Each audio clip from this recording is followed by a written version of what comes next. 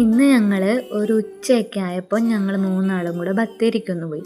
ബത്തേരിക്ക് പോയത് വേറെ ഒന്നുമല്ല, നേരെ പോയത് ജ്വല്ലറിയിലേക്കായിട്ടോ.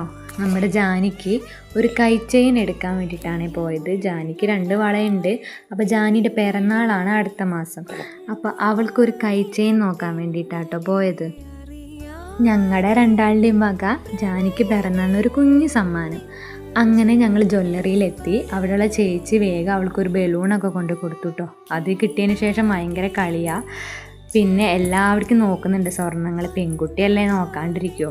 പിന്നെ എൻ്റെയും ജാനീൻ്റെയും വക കുറച്ച് ഷോ ഞങ്ങൾ ഇറക്കി. അപ്പോൾ അങ്ങനെ കുറച്ച് വീഡിയോസും ഫോട്ടോസൊക്കെ എടുത്തു അവിടെ നിന്ന്.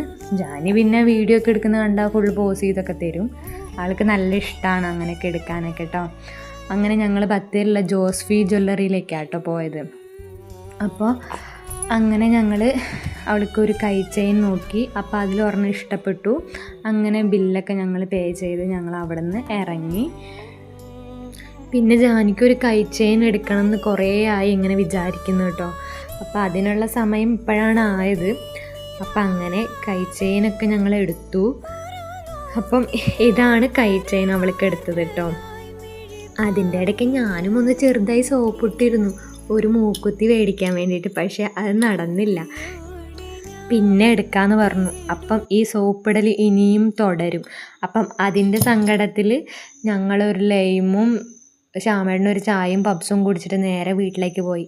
അതിൻ്റെ സങ്കടത്തിൽ അതോർത്തിട്ടിരിക്കാം.